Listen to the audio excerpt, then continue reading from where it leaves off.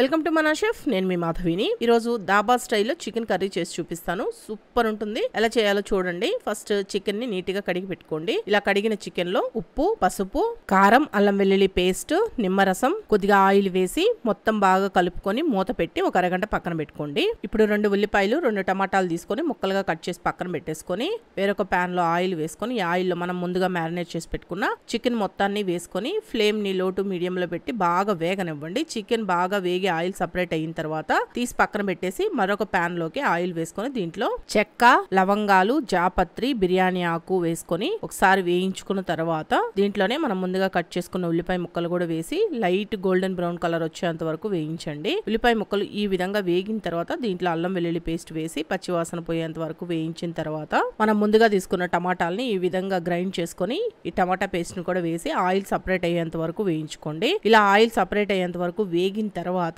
దీంట్లో కారం, జీలకర్ర పొడి, ధనియాల పొడి, మిరియాల పొడి, మీ రుచికి సరిపడా సాల్ట్ వేసుకొని మొత్తం బాగా కలిసేటట్టు కలుపుకోండి. ఇలా ఒకసారి కలిపిన తర్వాత దీంట్లో ఇప్పుడు మనం ముందుగా వేయించుకున్న ఈ చికెన్ ముక్కలన్నింటినీ వేసుకొని ఒకసారి కలుపుకోండి. కలుపుకున్న తర్వాత 1.5 గ్లాస్ దాకా నీళ్లు పోసి ఒకసారి కలుపుకొని 5 లేదా 6 పచ్చిమిరపకాయల్ని ఇలా సన్నగా కట్ చేసి వేసుకొని కలిపి మూత పెట్టేసి ఉడకనివ్వండి. కూర ఈ విధంగా ఉడికిన తర్వాత లాస్ట్ గా గరం మసాలా పొడి వేసుకొని కలుపుకొని కొత్తిమీర చల్లుకుంటే సూపర్ ఉంటుంది కర్రీ. ఒక్కసారి ట్రై చేయండి. రైస్ లోకి బాగుంటుంది, చపాతీ, పుల్కా, నాను, బటర్ నాన్ ఇలాంటి వాటిల్లో కూడా బాగుంటుంది.